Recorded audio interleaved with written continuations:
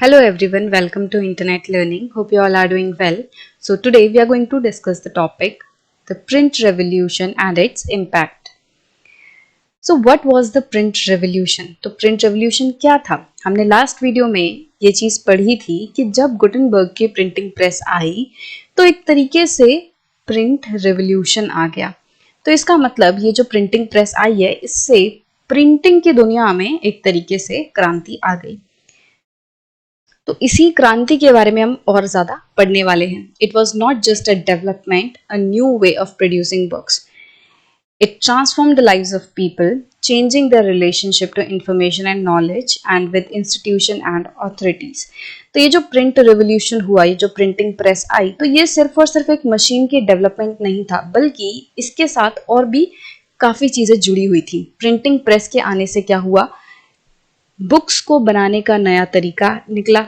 मतलब कि वो तो जाहिर सी बात है कि अगर प्रिंटिंग प्रेस आई है जो कि एक नई टेक्नोलॉजी है, तो हाँ, बुक को बनाने की एक नई तकनीक मिल गई।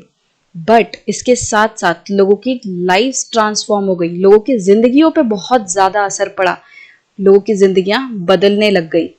लोगों का जो रिलेशन था इंफॉर्मेशन को लेकर, नॉलेज को लेकर, वो रिलेशन चेंज होने लग गया। अब लोग ज्यादा से ज्यादा इंफॉर्मेशन, ज्यादा से ज्यादा नॉलेज गेन कर रहे थे।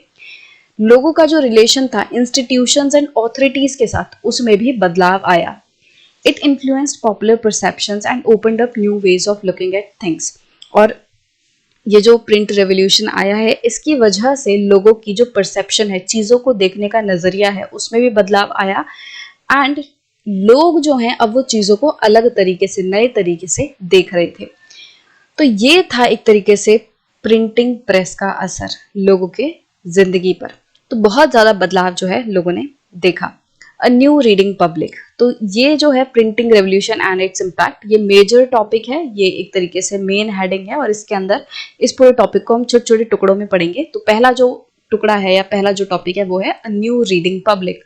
मतलब कि अब नई पढ़ने वाली जनता निकल कर आ रही थी। With the printing press, a new reading public emerged. Printing press के आने से नए पढ़ने वाले लोग भी आने लग गए, मतलब अब और ज्यादा लोग पढ़ रहे थे।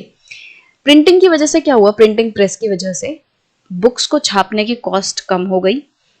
कम समय में कम लेबर के साथ ज्यादा बुक्स जो हैं वो प्रोड्यूस की जा रही थी।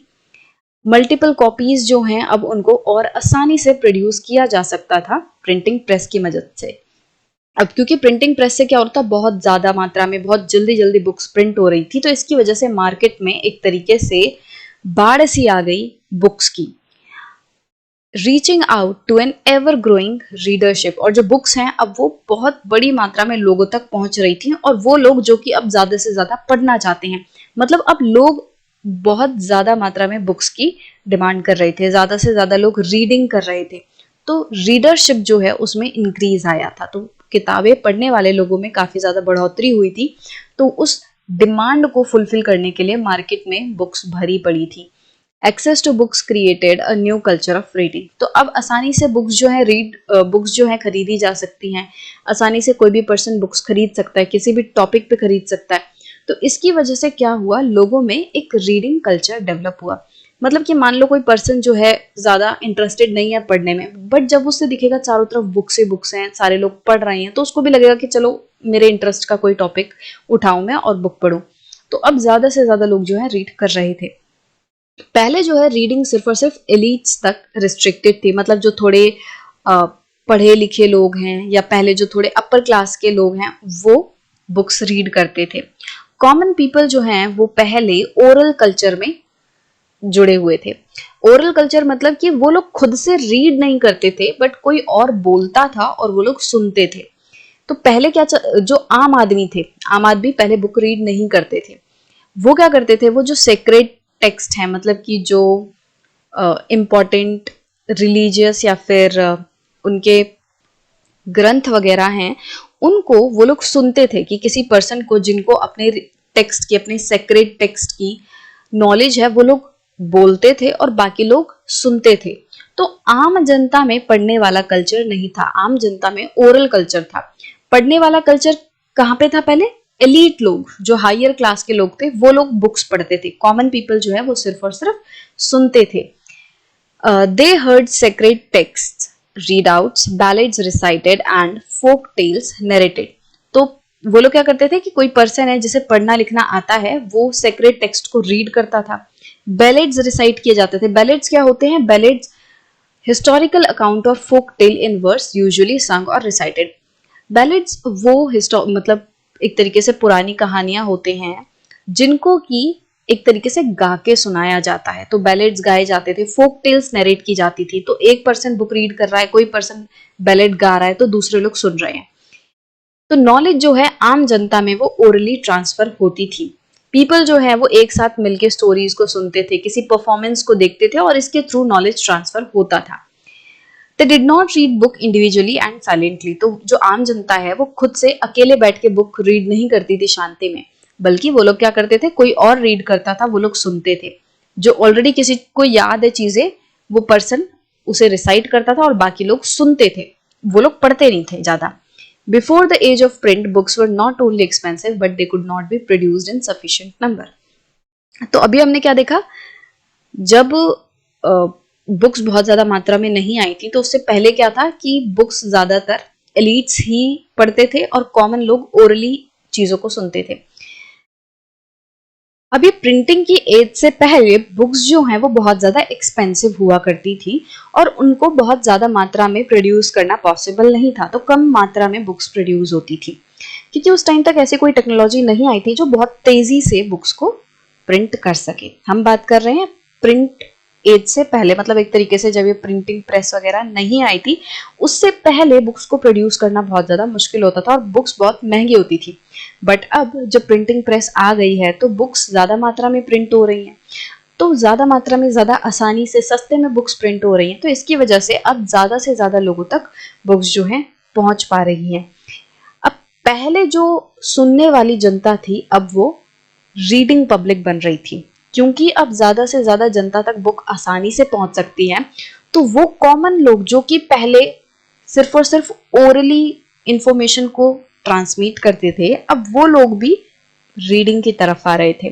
तो अब आम जनता भी रीडिंग को प्रेफर कर रही थी. क्यों? क्योंकि जो बुक्स हैं अब वो थोड़ी सस्ती हो चुकी थी और इतनी ज्यादा मात्रा में थी कि चारों तरफ लोग सिर्फ और सिर्फ बुक्स से ही घिरे हुए थे. तो अब धीरे धीरे करके लोग आसानी से बुक्स को एक्सेस कर सकते थे और अब वो पढ़ना शुरू कर रहे थे. मतलब भले ही वो खुद नहीं पढ़ रहे बट फिर भी क्या हो रहा था, बुक्स बहुत ज्यादा अब चलन में आ रही थी. जो लोग कॉमन लोग पहले ओरली फोक टेल्स वगैरह सुनते थे या फिर जो सेक्रेट टेक्स्ट सुनते थे, अब वो नॉर्मल बुक्स को भी सुनने लग गए.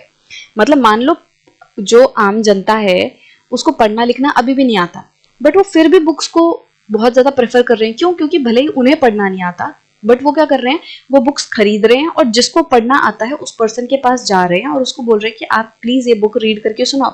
तो सारे लोग जो कॉमन लोग हैं जिनको पढ़ना नहीं आता वो सारे बैठ के अभी भी सुनेंगे, वो अभी भी सुन रहे हैं बट नई नई बुक सुन रहे हैं. अब वो सिर्फ और सिर्फ सेक्रेट टेक्स्ट या फिर जो फोक टेल्स हैं उन पे डिपेंड नहीं हो रहे, बल्कि अब नई नई तरीके की बुक्स वो पढ़ रहे हैं. ठीक है, तो अब एकदम से सेक्रेट टेक्स्ट पे जो उनका पहले डिपेंडेंट था आम जनता का, वो नहीं है. अब वो भी बुक्स को एक तरीके से प्रेफर कर रहे हैं. But the transition was not so simple. मैंने ये जो अभी आपको बात बताई है कि किस तरीके से जो आम जनता है वो बुक्स की तरफ मुड़ने लग गई, ये चीज इन्होंने ये नीचे वाले पैराग्राफ में डिस्कस किया है. ठीक है, तो ये जो ट्रांजिशन हुआ है कि जो लोग पहले सुनते थे, जो हियरिंग पब्लिक थी, अब वो रीडिंग पब्लिक बन गई. जो पहले सुनने वाली जनता थी अब वो पढ़ने वाली जनता में बदल गई. तो ये जो ट्रांजिशन हुआ है ये इतना सिंपल नहीं था. बुक्स जो हैं वो सिर्फ और सिर्फ लिटरेट ही पढ़ सकते थे. जो पढ़े लिखे लोग हैं जिन्हें पढ़ना लिखना आता है सिर्फ वही बुक्स को रीड कर सकते थे. और यूरोपियन कंट्रीज में शुरुआती दौर में, मतलब कि 20th सेंचुरी तक यूरोपियन कंट्रीज में लिटरेसी रेट बहुत ज़्यादा कम था, लो था. मतलब कि जो पढ़ने लिखने वाले लोग हैं उनकी संख्या बहुत कम थी. तो फिर जो पब्लिशर्स हैं वो किस तरीके से आम जनता को परसुएड कर सकते थे कि वो प्रिंटेड बुक्स को पढ़ें. तो आम जनता को प्रिंटेड बुक्स की तरफ आकर्षित करने के लिए ऐसे लोग जिन्हें प्रिंटेड बुक्स पढ़नी नहीं आती, जिन्हें कि पढ़ना लिखना आता ही नहीं है, ऐसे लोगों को भी लुभाने के लिए, प्रिंटेड बुक्स की तरफ आकर्षित करने के लिए जो पब्लिशर्स हैं उन्होंने क्या किया, they had to keep in mind the wider reach of the printed work. उन्होंने प्रिंटेड मटेरियल को लेकर एक एक तरीके से ब्रॉड माइंड किया कि मुझे एक ज़्यादा बड़ी जनता तक बुक्स पहुंचानी है, ताकि जो अनपढ़ लोग हैं उन तक भी मेरी बुक्स पहुंचे. Even those who did not read could certainly enjoy listening to books being read out. तो पब्लिशर्स ने क्या सोचा कि भले ही वो लोग पढ़ ना सकें, जो लोग खुद रीड नहीं कर सकते, उनको भी हमें ऐसी बुक्स पहुंचानी है कि वो लोग बुक्स को सुनने को एंजॉय करें. मतलब कि भले वो खुद नहीं रीड कर सकते, बट अगर कोई और उनको पढ़ के सुना रहा है तो लोग उसे एंजॉय करें. तो ऐसी बुक्स हमें बनानी है, ऐसे जनता तक पहुंचानी है. सो प्रिंटर्स ने क्या किया, उन्होंने पॉपुलर बैलेड्स को लिखना शुरू कर दिया, फोक टेल्स, इन सबको लिखना शुरू कर दिया. मतलब पहले जो कहानियां सिर्फ और सिर्फ कुछ लोगों को आती थी, फोक टेल्स सिर्फ जैसे लोगों को बोल के सुनाई जाती थी, अब उनको लिखना शुरू कर दिया गया. तो जो लोग पहले बहुत ज्यादा इंटरेस्टेड नहीं थे इधर उधर की बातों में, वो लोग भी अब बुक्स पढ़ रहे थे. क्यों? क्योंकि उनके बुक्स में सेक्रेट टेक्स्ट आ गए हैं, उनके बुक्स में फोक टेल्स आ गई हैं, है ना. इसके साथ साथ प्रिंटर्स ने फोक टेल्स एंड बैलेट्स को प्रिंट करना क्यों सही समझा. तो देखो, मान लो एक एरिया है, ठीक है. अब इस एरिया में रहने वाले लोग जो हैं वो एक तरीके की कहानी से वाकिफ है, मान लो. तो इधर के लोगों में कुछ पर्टिकुलर तरीके की कहानियां प्रचलित रहेंगी, है ना. और वहीं दूसरा एरिया, यहाँ पे अलग तरीके की फोक टेल्स होंगी. तो अगर बुक में चीजें छप जाएं तो वो आसानी से इधर से उधर जा सकती हैं. तो लोगों को और ज्यादा नॉलेज मिलेगी, लोगों को और अलग अलग तरीके की फोक टेल्स के बारे में पता चलेगा, ठीक है.